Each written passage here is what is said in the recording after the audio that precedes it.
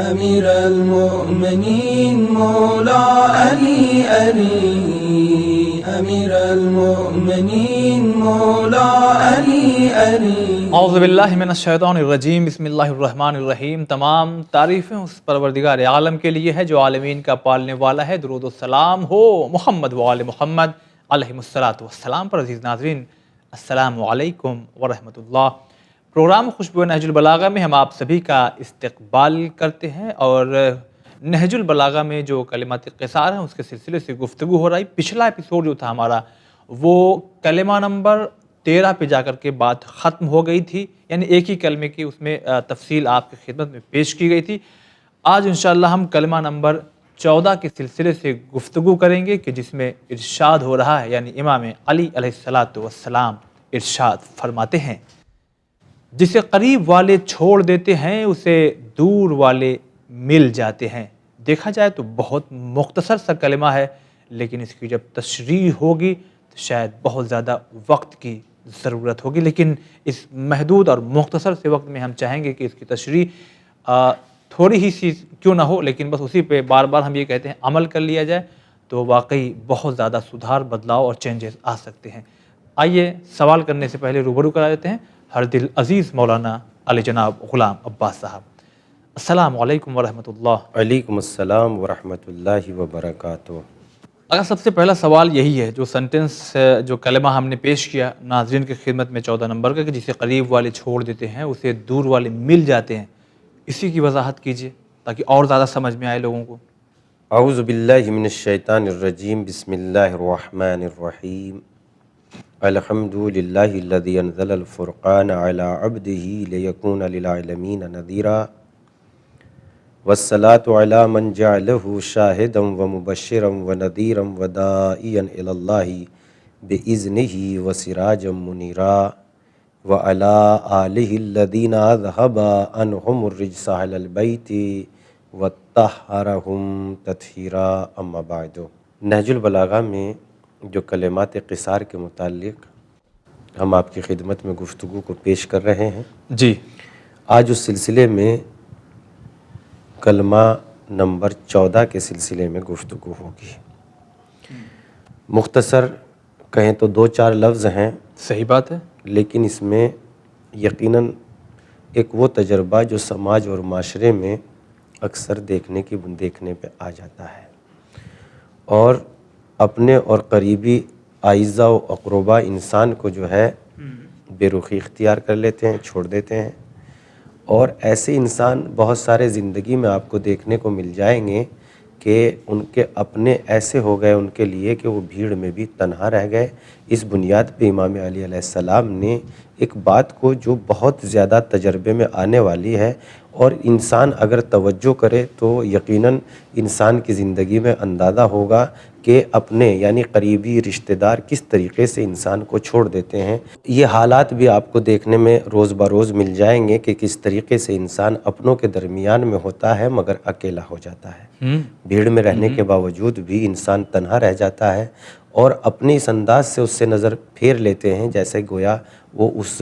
جگہ کا رہنے والا ہی نہیں ہے، اور اس کے رشتہ دار اس کے رشتہ دار ہی نہیں ہے۔ اس لیے یہاں امام علی علیہ السلام نے ایک بہت عظیم بات کی طرف اشارہ فرمایا ہے کہ من ضیعہ الاقرب اتیہ لہ الابعد، جسے اپنے چھوڑ دیتے ہیں اسے دور والے اپنا لیتے ہیں۔ یعنی انسان کو ایک تو پروردگار عالم نے سماجی انسان بنایا ہے۔ انسان تنہائیوں میں زندگی آسانی سے نہیں گزار سکتا۔ انسان کسی کے ساتھ تعلق کرتا ہے، کسی کے ساتھ مثلا بیٹھتا ہے، اٹھتا ہے، لیکن حالات کبھی کبھی اس لائق ہو جاتے ہیں اور انسان کو اتنا مجبور بنا دیتے ہیں کہ انسان ان مجبوریوں کی بنیاد پر مثلا اگر اپنوں کے بھی پاس بیٹھنا چاہتا ہے تو انسان کو اپنے بھی دور بھگا دیتے ہیں اور اس کے بیٹھنے کو بھی مثلا پسند نہیں کرتے۔ حالات روز بروز آپ کے ذہنوں میں ہوں گے کہ حالات کس طریقے سے، مگر پروردگار عالم نے یہ رشتہ داروں اور قریب اعزاء و اقربا کو اس بات کی طرف مثلا توجہ دلائی ہے کہ اس بات پہ نہ مثلا دھیان دینا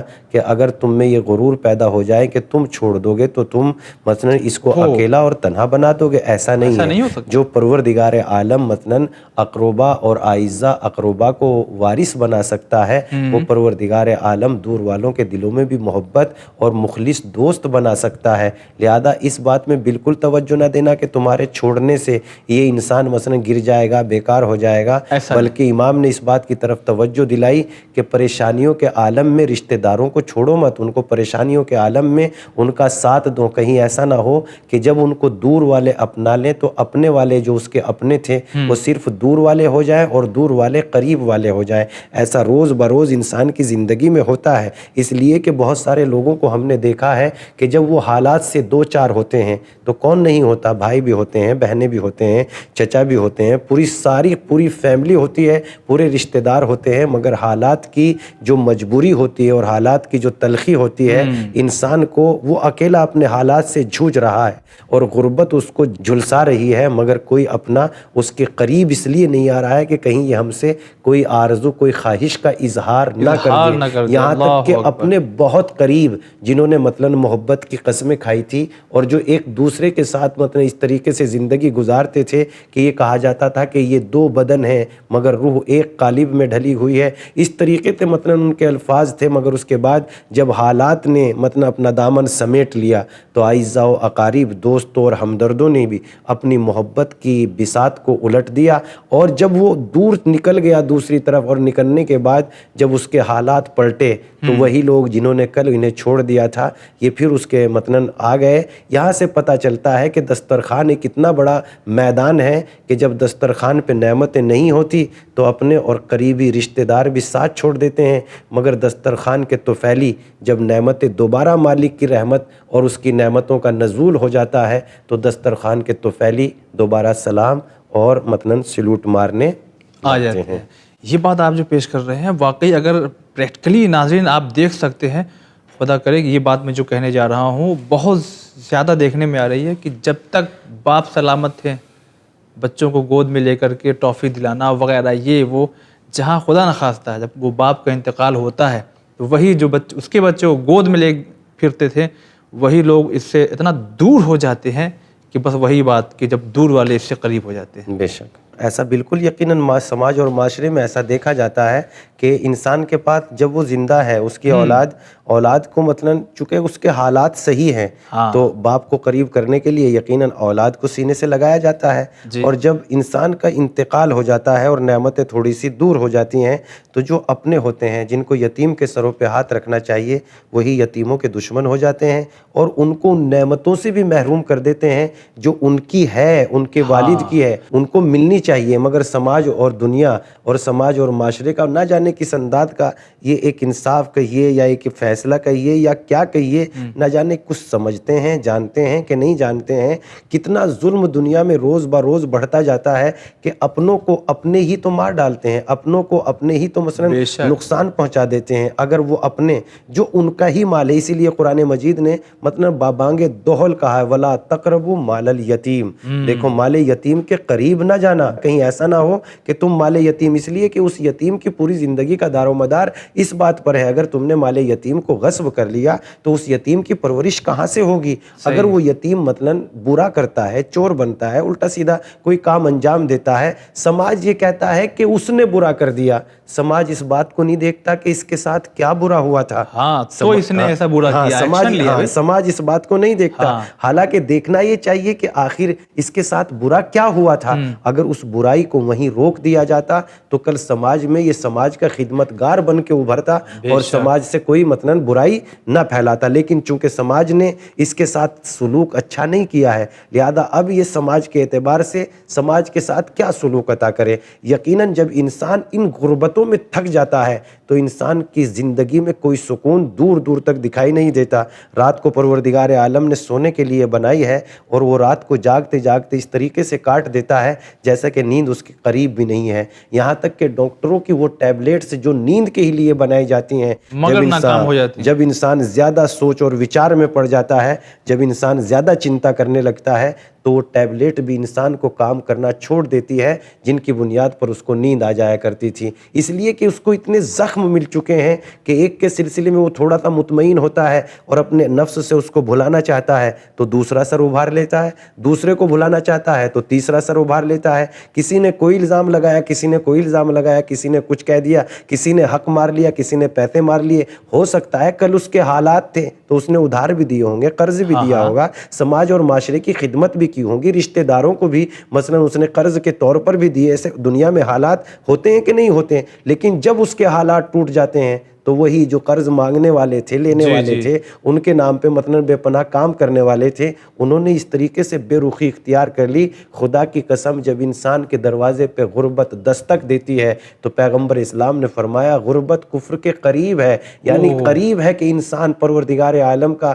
انکار کر دے۔ غربت انسان کے سارے سکون اور سارے اس کو چھوڑ، مثلا انسان کا سب کچھ جب ختم ہو جاتا ہے تو کہاں سے اس کو سکون ملے گا؟ لہذا اس اعتبار سے لوگ اپنے رشتہ داروں کو نظر انداز کر دیتے ہیں، قریب والے ان کو چھوڑ دیتے ہیں، مگر یہاں اس مقام پر اگر آپ اجازت دیں اور میں ایک جملہ کہنا چاہتا ہوں، اور وہ جملے میں ایک پورا واقعہ سمٹا ہوا ہے، اور وہ جملہ یہ ہے کہ اگر انسان اپنے اندر ہمت مرداں اور پروردگار عالم پر بھروسہ کرے تو خدا کی قسم اگر اس کا سارا ختم ہو گیا ہو، یہاں تک کہ اگر عزت ہو وہ بھی ختم ہو گئی ہو، زمین جائیداد ہو اگر وہ بھی ختم ہو گئی ہو، یعنی ہر وہ مال و دولت سرمایہ جس کو سماج اور معاشرے میں زندگی گزارنے کا سرمایہ سمجھا جاتا تھا، نہ تو اس کی کوئی آبرو رہ گئی ہو سماج اور معاشرے میں، نہ اس کا مثلا کوئی زمین اور گھر اور مکان رہ گیا ہو، اور سارے خاندان نے اس کو چھوڑ دیا ہو، لیکن وہ اپنے ذہنی اعتبار سے جو مالک نے اس کو ذہنی صلاحیتیں دی ہیں، اگر وہ اپنے ذہن کو صحیح فکر کے استعمال میں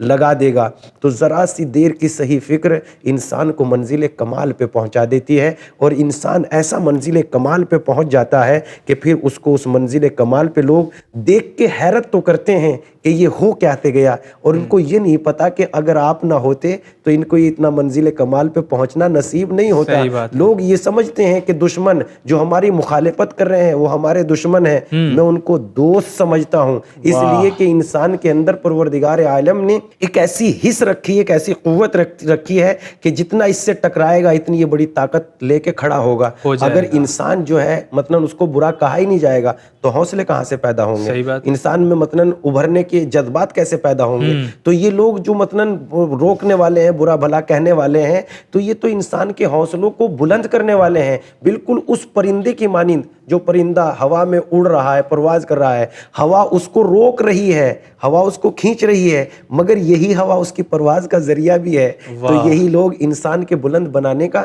ذریعہ بھی ہے۔ تو انسان اگر صحیح اعتبار سے اپنی فکر کو استعمال کر لے تو اس کا سب کچھ واپس آ سکتا ہے، اگر وہ اپنی فکر کو صحیح استعمال کر لے، بس فکر کے اعتبار سے وہ مریض نہ ہو۔ سبحان اللہ۔ یہاں پہ ایک چیز اور ذہن میں پیدا ہوئی، میں پوچھنے سے پہلے یہ بات میں ضرور کہنا چاہوں گا اپنے تمام ناظرین سے، اور میں یہ بات جانتا ہوں کہ ایک ایسا گھر ہے میری نگاہ میں، خدا جانے پتہ نہیں کیوں کہتے ہیں کہ لوگ قیامت پہ ہمیں یقین ہے، جبکہ معلوم ہے قیامت حساب کی جگہ ہے۔ 4 بھائی ہیں، وہ 4 بھائی ہیں، ایک کا انتقال ہوا تو اس کی جو بیٹے ہیں، اب یہ بچے 3 بھائی، اس میں سے کچھ بھائی کہہ رہے ہیں کہ اب جو ہے پراپرٹی 3 میں بڑھ جائے گی۔ دیکھیے ہاں، یہی بات اپنے دور ہو رہے ہیں۔ اب جس انسان نے ان 4 کو پیر پہ کھڑا کیا تھا، ایک انتقال ہو گیا، اب بچے 3، اور اس میں سے جو ایک تھا وہ صاحب حیثیت تھا، اس نے اپنے دونوں بھائی کو کھڑا کیا۔ اب یہ دونوں بھائی جب ابھر کر کے شخصیت بن گئے اور یہ جس نے ان کو پیر پہ کھڑا کیا اب وہ ڈاؤن ہو گیا، تو اب یہ ان کا بھی حق ماننے کے لیے راضی ہو گئے اور کہتے ہیں کیا، ہم مسلمان ہیں اور قیامت پہ۔ انسان صرف زبان سے قیامت کا اقرار کرے گا ایک عقیدے کی صورت میں، وہ بھی عقیدہ دل کی گہرائیوں میں نہیں بلکہ زبان کی نوک زبان پر۔ جب انسان صرف نوک زبان سے قیامت کا اقرار کرے گا تو کوئی برائی اس کی نگاہ میں برائی نہیں۔ ہم نے مانا، شریعت نے اجازت دی ہے، اگر بیٹے کا انتقال باپ کی زندگی میں ہو جائے تو سارا حق اس کی طرف پلٹ جاتا ہے، لیکن اس کے باوجود بھی کیا تراحم کوئی جگہ نہیں ہے؟ کیا اپنوں پہ رحم کھانا کوئی مثلا اچھی بات نہیں ہے؟ کیا اسلام نے یہ حکم نہیں دیا کہ اپنوں پہ رحم کھائے؟ تو اگر اسلام نے یہ سارے حکم اور احکام بیان کیے ہیں تو پھر انسان کو ایسا نہیں کرنا چاہیے، بلکہ اس کو اپنوں کی زندگی سنوارنا چاہیے۔ ابھی جو پہلی بات آپ کی تھی اس میں آخر میں جو آپ نے بات کہی، تو کیا کچھ واقعہ ہے ایسا؟ جو آپ نے بیان کیا؟ دیکھیے ہم آپ کی خدمت میں جو عرض کر رہے تھے کہ اگر انسان اپنی ذرا سی فکر صحیح استعمال رکھے اور انسان فکر کے اعتبار سے مثلا مریض نہ ہو جی تو انسان بہت زیادہ ساری کھوئی ہوئی عزت کو پلٹا سکتا ہے۔ میں آپ کی خدمت میں عرض کرتا ہوں، ایک انسان جو بہت زیادہ غریب تھا، غربت نے اس کے دروازے پہ دستک دی ہوئی تھی، اور غربت کے اعتبار سے مثلا راتوں کو فاقے، دنوں کو فاقے، یہاں تک کہ یہ نوبت آ گئی کہ ایک روز بیوی نے کہہ ہی دیا، اب یہ فاقوں سے دن گزارتے گزارتے قوت اتنی جواب دے چکی ہے کہ اب یہ فاقوں بھری زندگی گزارنا دشوار ہو گیا۔ اچھا ٹھیک ہے، کیوں نہیں آپ پیغمبر اسلام صلی اللہ علیہ وآلہ وسلم کے پاس چلے جاتے تاکہ پیغمبر اسلام سے اپنی بات عرض کرتے، اور پیغمبر اسلام آپ کو منع نہیں کریں گے۔ پیغمبر اسلام ہو سکتا ہے کچھ عطا کر دے اور ان کی عطا کی ہوئی میں ہماری زندگی گزر جائے، لہذا اس شخص نے بھی پہلے تو اپنی خودداری کو سمیٹا، اور خودداری کو سمیٹنے کے بعد ہزاروں ارادے اور ہزاروں ضمیر کے ہزاروں درجوں کو روندنے کے بعد، کچلنے کے بعد اس نے تیاری کی۔ یقیناً انسان جب کسی سے کوئی سوال کرتا ہے تو نہ جانے ضمیر کے کتنے ضمیر کو اس کو کچلنا پڑتا ہے، اور اس کے بعد کہیں جا کے اس کی زبان سے سوال جاری ہوتا ہے۔ یعنی میں ان کی بات کر رہا ہوں جو معاشرے میں خوددار قسم کے لوگ ہیں، جنہوں نے اپنی عادت بنا لی، وہ تو ہاتھ پکڑ لیتے ہیں، خود ہی جیب تک میں بھی ہاتھ ڈال دیتے ہیں۔ ایسا نہیں ہونا چاہیے، اپنی ضرورتوں کو دور سے بیان کرو، کسی کا ہاتھ پکڑنا زبردستی کرنے کی کوئی ضرورت نہیں ہے۔ اگر میری بات کو کچھ ایسے انسان سن رہے ہیں کہ جو سوال کے اعتبار سے اس حد تک پہنچ جاتے ہیں کہ ہر اعتبار سے اپنے سوال کو منوانا چاہتے ہیں، اپنی ضرورت کو دوسرے سے پورا کرانا چاہتے ہیں، تو وہ کسی پہ بار نہ بنے۔ پیغمبر اسلام صلی اللہ علیہ وآلہ وسلم نے ارشاد فرمایا، انسانوں میں سب سے بدترین انسان وہ ہے جو اپنا وزن دوسروں کے کندھوں پہ رکھ دے، اپنا وزن دوسروں کے کندھوں پہ ڈال دے، یعنی اپنی زندگی کا وزن۔ جیسا کہ امام نے ایک آپ کے صحابی تھے جناب صعصع بن سوحان، جن کے بارے میں امام علی علیہ السلام نے اس وقت جب آپ بستر شہادت پر مثلا چند لمحوں کے لیے ابھی آپ کی گفتگو جاری تھی، تو جناب صعصع بن سوحان نے آپ کو سلام، چونکہ بھیڑ اتنی تھی کہ آپ امام علی علیہ السلام تک نہ پہنچ سکے، تو امام تک انہوں نے اپنا سلام بھجوایا، تو امام نے بھی جواب سلام دیتے ہوئے فرمایا، صعصع تم بہت اچھے آدمی تھے، تم وزن تو کم تھے اور تقویت تم سے بہت زیادہ ملتی تھی، یعنی تمہارا بار کم تھا۔ یہ بیچارہ غریب آدمی پیغمبر اسلام صلی اللہ علیہ وآلہ وسلم کی خدمت میں آیا۔ آنے کے بعد اللہ کے رسول مسجد نبوی میں خطبہ دے رہے تھے، جیسے یہ دروازے میں آیا پیغمبر اسلام نے اس کی طرف دیکھا، اور دیکھتے ہی اللہ کے رسول نے فرمایا، جو ہم سے مانگے گا ہم دیں گے، لیکن جو اللہ پہ بھروسہ کرے گا خدا اس کو اتنا دے دے گا کہ وہ بے نیاز ہو جائے گا۔ یہاں اس کا مطلب یہ نہیں ہے کہ وسیلے سے انسان کو روکا جا رہا ہے، چونکہ ہم نے یہ واقعہ ایک جگہ مجلس میں باندرا مجلس پڑھ رہے تھے، عشرہ چل رہا تھا ہمارا، تو مجلس میں یہ واقعہ پڑھ دی، ایک بزرگوار کہنے لگے کہ کیا آپ جو ہے وسیلے کو ہٹا کر اللہ قائل نہیں ہے، اور یہ مسئلہ تو کچھ اس طریقے کا۔ ہم نے کہا دیکھیے وسیلے کے قائل ہیں، مگر وسیلے کے قائل ہونا بھی یہ مطلب نہیں ہے کہ ہم یہ کہیں اہل بیت علیہم السلام آپ ہمیں یہ عطا کر دیجئے۔ وسیلے کا مطلب یہ ہے میرے مالک میں تیری بارگاہ میں ان پاکیزہ ہستیوں کا واسطہ دیتا ہوں کہ ان کے واسطے سے تو میری اس حاجت کو پورا فرما دے۔ تو پیغمبر اسلام صلی اللہ علیہ وآلہ وسلم یہ نہیں کہہ رہے کہ مجھ سے نہ مانگیے، مجھ سے نہ کہیے میں عطا نہیں کروں گا۔ پیغمبر اسلام صلی اللہ علیہ وآلہ وسلم انسان کے توکل کامل یعنی مبدأ فیض جو ہے اس کی طرف انسان کی توجہ دلا رہے ہیں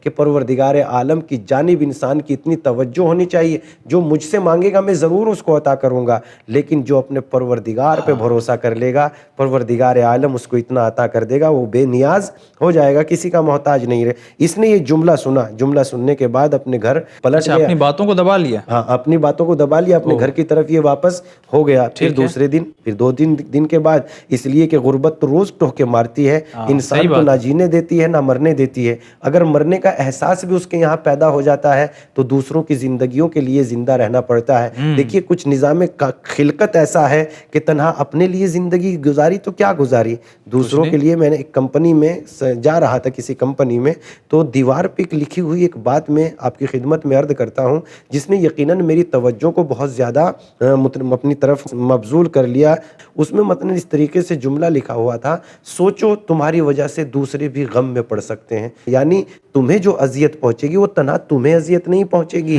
والدین کو بھی اذیت پہنچے گی, بھائی بہنوں کو بھی اذیت پہنچے گی, دوسرے رشتہ دار ہیں ان کو بھی اذیت پہنچے گی. اور ہمارے یہ جو ریلوے ڈپارٹمنٹ ہے وہ چیخ چیخ کے کہہ رہے ہیں لوگوں سے, بھائی چھت پہ سواری نہ کرو, گیٹ پہ نہ لٹکو, تم تو چلے جاؤ گے لیکن تمہاری وجہ سے پورا گھرانہ پرابلم میں آ جائے گا. حکومت کو ظاہر سی بات ہے اثر پڑتا ہے, لہٰذا یہ پیغمبر اسلام نے یہ فرمایا تو یہ واپس ہو گیا, اور واپس ہو گیا تو بے سکونی پھر وہی. اس کے بعد 2 دن کے بعد پھر اس کے بیوی نے کہا کہ آپ کیوں نہیں پیغمبر اسلام سے کہہ دیتے, گئے تھے تو کہا کیوں نہیں. یہ شخص پھر ہمت کر کے آیا, اور جیسے ہی پیغمبر, اس دن بھی یہی ماجرا ہوا کہ پیغمبر مسجد النبوی میں خطبہ دے رہے ہیں, شخص جیسے ہی دروازے میں داخل ہوا اللہ کے رسول نے دیکھا, دیکھنے کے بعد پھر وہی جملہ فرمایا جو ہم سے مانگے گا ہم اس کو ضرور عطا کر دیں گے, لیکن جو اللہ پہ بھروسہ کرے گا اس کو خدا بے نیاز کر دے گا, وہ کسی کا مثلاً محتاج نہیں. اور یہیں پہ ایک چیز اور ظاہر ہو رہی ہے, جو لوگ کہتے ہیں کہ حضور علم غیب نہیں جانتے تھے, تو یہ کیا ہے؟ وہ تو قرآن مجید کے اعتبار سے بھی ثابت ہے. لہذا یہاں پر جو ہے یہ واپس چلا گیا, اور جب واپس چلا گیا دوسرے دن پھر بیوی کے کہنے سے پیغمبر اسلام کی خدمت میں آیا. اللہ کے رسول نے پھر وہی فرمایا جو ہم سے مانگے گا ہم دیں گے, لیکن جو اللہ پہ بھروسہ کرے گا خدا اس کو اتنا عطا کر دے گا کہ وہ بے نیاز ہو جائے گا. یہ سننے کے بعد یہ پھر دوبارہ چلا گیا. دوبارہ جانے کے بعد وہی گھر میں خاک, وہی غربت کی پریشانی, وہی فاقوں کی زندگی. انسان کب تک اس سے مقابلہ کرے؟ ایک دن پھر جھوجنے کے بعد پھر ان کی زوجہ نے کہا اس مرتبہ پکا وعدہ کرو کہ اس مرتبہ تم پیغمبر اسلام سے کہہ دو گے. اس نے کہا ٹھیک ہے وعدہ کرتا ہوں. یہ پیغمبر اسلام صلی اللہ علیہ وسلم کی خدمت میں آیا. جیسے ہی آیا اللہ کے رسول پھر خطبہ دے رہے ہیں, پھر نگاہ دیکھی دروازے میں یہ موجود تھا. پیغمبر اسلام نے پھر وہی فرمایا جو ہم سے مانگے گا ہم عطا کریں گے, لیکن جو اللہ پہ بھروسہ کرے گا خدا اس کو بے نیاز کر دے گا, وہ کسی کا محتاج نہیں رہ جائے گا. لہذا اس نے کہا ٹھیک ہے ہم ابھی کچھ نہیں کہیں گے. یہ اپنے گھر کی تنہائیوں میں واپس لوٹ گیا, وہی غربت زدی کی زندگی. اس نے ایک مرتبہ اپنے آپ سے سوچنا شروع کیا میں کر کیا سکتا ہوں, اپنی فکر کا استعمال کیا. ابھی تک یہ صرف یہ دوسروں کی جیب پہ نگاہ رکھے ہوئے تھا, ابھی یہ اپنی عقل کا استعمال نہیں کر رہا تھا. ابھی اس کی نگاہ میں صرف یہ تھا کہ کوئی دے دے, لہذا کوئی دینا والا نہیں ہے, اگر دے بھی دیا ہے تو وہ چند لمحوں کی بات ہے. اب اس نے اپنی قوت فکر کو سمیٹا, اور قوت فکر کو سمیٹنے کے بعد اس نے اپنے آپ سے معلوم کیا میں کر کیا سکتا ہوں. اس کی فکر نے اسے کہا دولت تجارت تو تم کر نہیں سکتے, اس لیے کہ تجارت کے لیے دولت چاہیے, دولت ہے نہیں, غربت ہے, اور ادھار کو اس لیے نہیں دے گا کہ تمہارا بھرم نہیں ہے, اس لیے کہ ادھار غربت زدوں کو نہیں ملتا, ادھار تو مالداروں کو ملتا ہے. لہذا تمہارے پاس ہے کیا جو تمہیں کوئی ادھار دے گا؟ ادھار بھی تمہیں قرض تو دے گا نہیں, جبکہ خداوند عالم نے قرض کا حکم بھی دیا ہے. قرض تو تمہیں کوئی دے گا نہیں اس لیے کہ تمہارا بھرم نہیں ہے, لہذا تم کر کیا سکتے ہو؟ اس کے ذہن میں فوراً ایک بات آئی کہ پروردگار عالم نے جو مجھے ہاتھوں پیروں کی طاقت دی ہے اس طاقت کو کیوں نہ میں استعمال کروں. اور استعمال کرنے کی نیت سے اس کے ذہن میں یہ بات آئی میں کیوں نہیں صحرا میں چلا جاتا, میں کیوں نہیں جنگل میں چلا جاتا اور وہاں سے لکڑیاں کاٹ کے لاؤں تاکہ اس کو بازار میں فروخت کر دوں. لیکن لکڑیاں کاٹنے کے لیے بھی تو مجھے کلہاڑے کی ضرورت ہے. بس یہیں سے جب اس نے اپنی فکر کو صحیح کیا, یہیں سے نزول رحمت پروردگار کا آغاز ہو گیا. اور جب اس نے فکر کو شروع کیا تو پڑوسی کے دروازے گیا, دق الباب کیا, کہا بھائی مجھے کیا وقتی طور پر آپ اپنا کلہاڑا دے سکتے ہیں؟ نے کہا بالکل دے سکتا ہوں. کلہاڑا وقتی طور پر دے دیا. یہ جنگل گیا, جنگل جانے کے بعد اس نے سوکھی لکڑیوں کو کاٹا, بازار میں لے کے آیا تو 1 درہم کی بک گئی. 1 درہم میں سے اس نے 50 پیسہ یعنی آدھا درہم اپنے خرچ کے لیے استعمال کر لیا, اور آدھے درہم کو اس نے مثلاً بچت کے طور پر رکھ دیا. 1 دن گیا, 2 دن گیا, 3 دن گیا, ہر روز اس پہ آدھا درہم بچتا رہا تو ایک دن اس کے پاس 2 درہم جمع ہو گئے. یہ پڑوسی کے پاس گیا, بھائی یہ کلاڑا آپ اپنا واپس لے لیجئے, لیکن اگر آپ اس کو میرے ہاتھ فروخت کر دیں تو میں خریدنے کے لیے تیار ہوں. کہا آپ اس کی کیا قیمت دیں گے؟ نہیں قیمت تو آپ ہی لگائیں گے, آپ بتائیے آپ اس کی کیا قیمت لیں گے. کہا اگر مجھے اس کے 2 درہم کہیں سے مل جائے تو میں اس کو دینے کے لیے تیار ہوں. مالک نے تو اس سے 2 درہم پہلے سے ہی دے دیے تھے, اس نے 2 درہم اس کو عطا کر دیا. کلاڑا اس کی اپنی ملکیت ہو گیا. جب اس کی ملکیت ملکیت کلہاڑا ہو گیا، یہ روز جنگل میں جانے لگا، اب روز بروز اس کی آمدنی شروع ہو گئی، 50 پیسے یعنی آدھا درہم کی اس کی آمدنی شروع ہو گئی، مہینہ 2 مہینہ سے 6 مہینہ گزرتے رہے، یہاں تک کہ اس نے ایک غلام خرید لیا، اب یہ 2 بار لانے لگے، ایک یہ خود اور ایک اس کا غلام، اس کے بعد اس نے ایک اونٹ خرید لیا، اب یہ 4-6 بار لانے لگے، غلام پہ غلام، اونٹوں پہ اونٹیں خریدتے گیا، کام کرتے گیا، یہاں تک کہ اتنا ہو گیا اس کے پاس، اتنا ہو گیا کہ اب اس کے پاس مثلاً ان جگہوں پہ اونٹ کہاں باندھے، غلام کے اعتبار سے بے پناہ اس کو بے نیاد کر دیا۔ یہ سفر پہ نکلا، پیغمبر اسلام صلی اللہ علیہ وآلہ وسلم سے اس کی ملاقات ہوئی، اور جب پیغمبر اسلام صلی اللہ علیہ وآلہ وسلم سے اس کی ملاقات ہوئی تو پیغمبر اسلام نے اس کی طرف دیکھا اور مسکرائے، اور مسکرانے کے بعد ارشاد فرمایا، کیا میں نے نہیں کہا تھا جو ہم سے مانگے گا ہم اس کو ضرور دیں گے، لیکن جو اللہ پہ بھروسہ کرے گا اللہ اس کو ایسا بے نیاز کر دے گا کہ کسی کا محتاج نہیں رہ سکتا۔ یہی بات امام علی علیہ السلام اس اپنے چھوٹے سے اور مختصر سے جملے میں فرما رہے ہیں کہ اقربا اور اعزا کو یہ نہ سوچ لینا چاہیے کہ پروردگار عالم نے اسے تمہارا محتاج بنایا ہے، بلکہ جب یہ اس 4 دیواری سے نکلے گا تو خداوند عالم اس کی نعمتوں میں اتنا اضافہ کر دے گا کہ تم سوچ بھی نہیں سکتے، مگر افسوس اس وقت ہوگا کہ جو قریب تھے وہ دور ہو جائیں گے اور دور والے قریب ہو جائیں گے۔ اسی لیے امام نے فرمایا، من زیہ الاقرب اتیہ لہ الابعد، جسے قریب والے چھوڑ دیتے ہیں اسے دور والے اپنا لیتے ہیں۔ واقعی یہ حقیقت ہے، ہم نے اپنی اس چھوٹی سی عمر میں اور ہمارے ناظرین جو تجربے کار جو عمر کے اچھے خاصے حصے کو گزار چکے ہیں، خدا سلامت رکھے آپ تمام لوگوں کو، وہ بہتر جانتے ہیں کہ واقعی ایسے حالات تقریباً کچھ کو چھوڑ کے زیادہ تر لوگوں کے ساتھ میں ایسا ہوتا آ رہا ہے، ہو رہا ہے، اور آنے والے حالات کو دیکھتے ہوئے لگ رہا ہے کہ اور زیادہ ہوگا، کہ حالات جب بدلتے ہیں کبھی کبھی تو ایسا ہوتا ہے کہ اچھے حالات ہو رہے ہیں تو بھی لوگ چھوڑ دیتے ہیں، برے حالات میں تو بہرحال زیادہ تر لوگ چھوڑ ہی دیتے ہیں، تو ایسا نہیں کرنا چاہیے، ہمیں ایک دوسرے سے مل جل کر رہنا چاہیے۔ اگر کوئی قرآن سے یا اسلام کی جو ہسٹری ہم تک آئی ہے اس سے یہ بات آپ ثابت کر سکتے ہیں جو آپ نے کہا جو امام علیہ السلام نے فرمائی ہے؟ ہاں، کہ اپنے چھوڑیں تو غیر اپنا لیتے ہیں۔ دیکھیے، قرآن اور حدیث اور تجربات کے اعتبار سے دنیا میں تو ہر روز ایسے تجربے آپ کے بھی سامنے ہیں اور میرے بھی سامنے ہیں، اور اگر میں یہ کہوں کہ میری بھی زندگی میں ایسے تجربے ہیں یا میرے بھی ساتھ ایسے حالات ہوئے ہیں تو وہی میں بھی کہوں گا، وہ آپ بھی کہیں گے، تو ایسے حالات کا تو روز بروز انسان کو زندگی میں تجربہ ہوتا ہی رہتا ہے، لیکن انسان اپنے حالات کو بیان نہ کرے اس لیے کہ ہو سکتا ہے کہ اس سے اپنے ہی کہیں ناراض نہ ہو جائے اور اپنوں کے ہی دلوں پہ کہیں مثلاً کوئی پریشانی اور زخم نہ لگ جائے، تو اس لیے پیغمبر اسلام صلی اللہ علیہ وآلہ وسلم اس کا بہترین نمونہ ہے قرآن مجید کی بھی روشنی میں، اور خود پیغمبر اسلام صلی اللہ علیہ وآلہ وسلم کی سیرت طیبہ کی بھی روشنی میں۔ پیغمبر اسلام صلی اللہ علیہ وآلہ وسلم نے جو مکے میں پیدا ہوئے تھے ان کو مکے والوں نے کتنا پریشان کیا، یہاں تک کہ مکے والے اتنا پریشان کر رہے تھے کہ خود پیغمبر اسلام صلی اللہ علیہ وآلہ وسلم کے رشتہ دار بھی تھے، اور رشتہ داروں میں خود آپ کا چچا ابو لہب، ابو جہل پیغمبر اسلام کا چچا نہیں تھا بلکہ ابو لہب پیغمبر اسلام صلی اللہ علیہ وآلہ وسلم کا چچا ہے، اور اس کے سلسلے میں قرآن مجید نے سورہ لہب کے سلسلے میں آپ دیکھیں، تفاسیر اٹھا کے دیکھیں تو اس میں ایک روایت ہے کہ پیغمبر اسلام جب نکلتے تھے بازار میں یا گلی کوچوں میں، وہاں پیغمبر اسلام صدا بلند کرتے تھے، قولوا لا الہ الا اللہ، لا الہ الا اللہ کہو، تو یہ شخص جو ہے پیغمبر اسلام صلی اللہ علیہ وآلہ وسلم کے پیروں پر پتھر مارتا تھا، اور اس سے پیغمبر اسلام صلی اللہ علیہ وآلہ وسلم کے پیر زخمی ہو جایا کرتے تھے، یہاں تک کہ اپنے قریبی رشتہ دار پیغمبر اسلام صلی اللہ علیہ وآلہ وسلم کو اتنا ستایا ہے کہ اپنوں کے درمیان میں ہی اللہ کے رسول کو گھٹن پیدا ہو رہی تھی، اور زندگی پہ یہاں کے زندگی جینے تک کے لیے مثلا پیغمبر اسلام کی زندگی خطرے میں تھی، اگر زندگی خطرے میں نہیں ہوتی تو پیغمبر اسلام کو اللہ کی جانب سے ہجرت کرنے کا حکم نہیں دیا جاتا، یہ تو حکم ہجرت قرآن مجید میں موجود ہے، اور اس کے بعد جب اللہ کے رسول نے ہجرت فرما لی ہے تو کیا مدینہ والے دور والے تھے کہ نہیں تھے، اور مکے والے قریب والے تھے کہ نہیں تھے، لہذا قریب والوں نے تو پیغمبر اسلام کو چھوڑ دیا اور دور والوں نے پیغمبر اسلام صلی اللہ علیہ وآلہ وسلم کو اپنا لیا، تو دور والے جب اپنا لیتے ہیں تو جو قریب والے تھے وہ افسوس زدہ ہوئے کہ نہیں ہوئے، اور آخر میں پروردگار عالم نے ایسا کر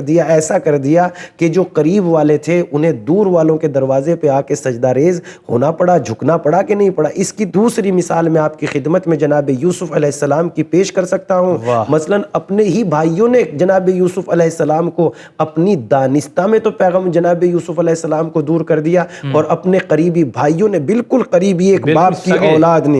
باپ کی اولاد نے جناب یوسف علیہ السلام کو مثلاً چھوڑ دیا، اور دوسرے اور غیروں نے جب جناب یوسف علیہ السلام کو اپنا لیا، تو یہیں سے یہ دونوں واقعے کیا اس بات کی خبر نہیں دے رہے؟ میرے اپنے واقع نہیں ہے، بلکہ یہ تو قرآنی واقعے ہیں، قرآن مجید نے بیان کیے ہیں۔ یہ دونوں واقعے کیا اس بات کی خبر نہیں دے رہے؟ من زیہ الاکبر اتیہ لہ الابعد، جسے قریب والے چھوڑ دیتے ہیں اسے دور والے اپنا لیتے ہیں۔ اور پھر مالک کا نظام یہ ہے کہ قریب والوں کو ان کے دروازوں پہ جا کے سلام کرنا پڑتا ہے، بھلے ہی قحط اور خشک سالی کی بنیاد پر۔ جناب یوسف کے بھائیوں کو نہیں آنا پڑا، اور جناب یوسف علیہ السلام کے سامنے کیا ان کو توہین اٹھانا نہیں پڑی؟ مگر جو نیک اور کریم بندے ہوتے ہیں وہ کبھی بھی اپنے دشمنوں کو بھی مقام معذرت میں لا کے کھڑا نہیں کرتے۔ یہی بات پیغمبر اسلام صلی اللہ علیہ وآلہ وسلم نے فرمائی، دیکھو کسی کو مقام معذرت میں لا کے کھڑا نہ کرو، یعنی ایسا اس کے اوپر کر دو کہ وہ تمہارے سامنے مثلا مقام معذرت میں معذرت کرنے کے لیے